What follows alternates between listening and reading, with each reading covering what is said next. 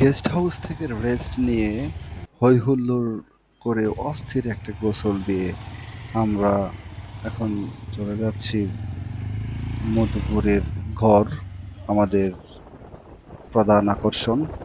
এবং আমাদের পরিকল্পনা অনুযায়ী আমরা এখন বনের গহীনে ঢুকে যাব এবং সেখানে আমাদের গাইড থাকবে, পূর্ব পরিকল্পিত গাইড।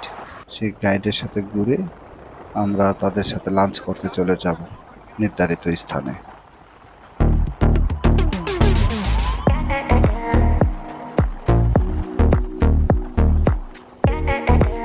এটি টাঙ্গাইল ময়মনসিংহ মহাসড়ক।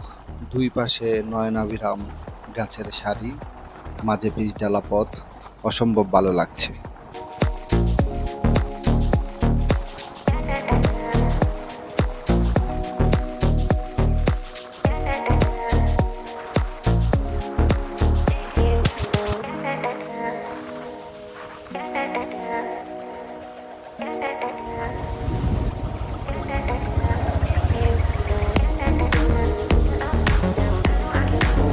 গহীন জঙ্গলের ভিতর দিয়ে রাস্তা হচ্ছে, তাই না?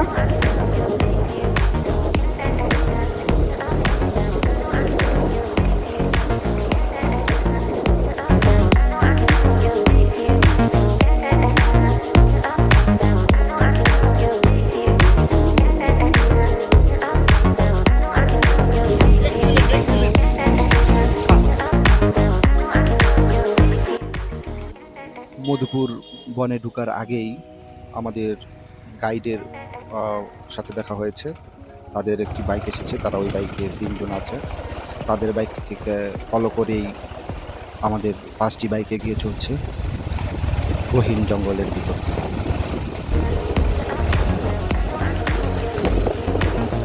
গহীন জঙ্গল, মাঝপথ দিয়ে রাস্তা।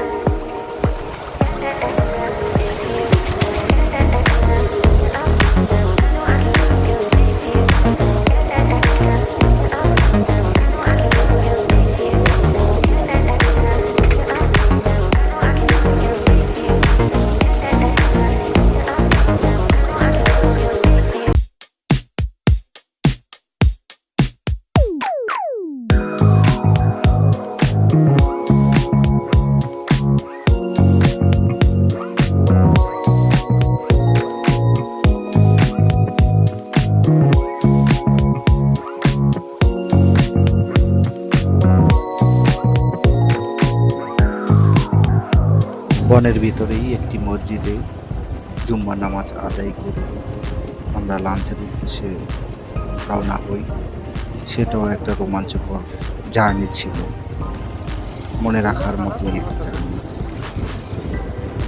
সত্যি কথা বলতে বাইক ছাড়া পায়ে হেঁটে বা অন্য কোনো বাহনে এই পথ দিয়ে চলা সত্যি অনেক দুষ্কর।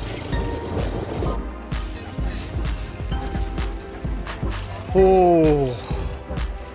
বিশাল বাগান, বাংলাদেশের বিখ্যাত মধুপুরের আনারস বাগান। এই আনারসগুলো খেতে বেশ মিষ্টি। আমরা ট্রাই করব একদম গাছ থেকে নিয়ে আনারস খেতে। ও, সাথে কলা বাগান, বাহ, ডাবল ফলন।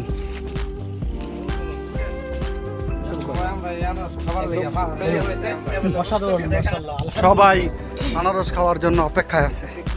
কেমন লাগতো সারমান? মাশাআল্লাহ, অনেক মনে হচ্ছে যে আনারস খাচ্ছি না, চিনি খাচ্ছি।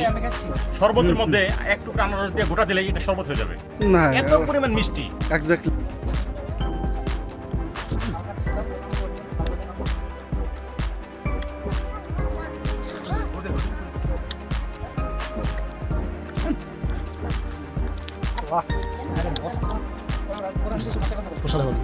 আলহামদুলিল্লাহ।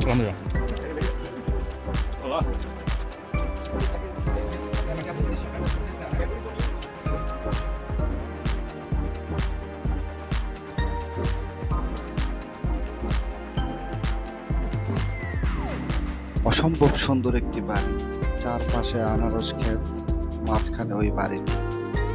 সেটা পাখির চোখে না দেখলে হয়তো বুঝাই যেত না।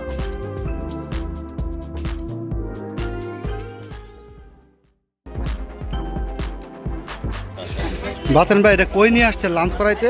লাঞ্চ দিয়ে একটা স্পট বানাই ফেলছেন। হ্যাঁ নেন, এটা লাঞ্চের আগে, এটা তো ট্রেলার চলতেছে। বহুদূর, কত আনাচে কানাচে পার হয়ে আপনি আসছেন, কত ধুলাবালি, আঁকা বাঁকা, ভাঙা চওড়া, চিকন, সব ধরনের রাস্তায় ছিল।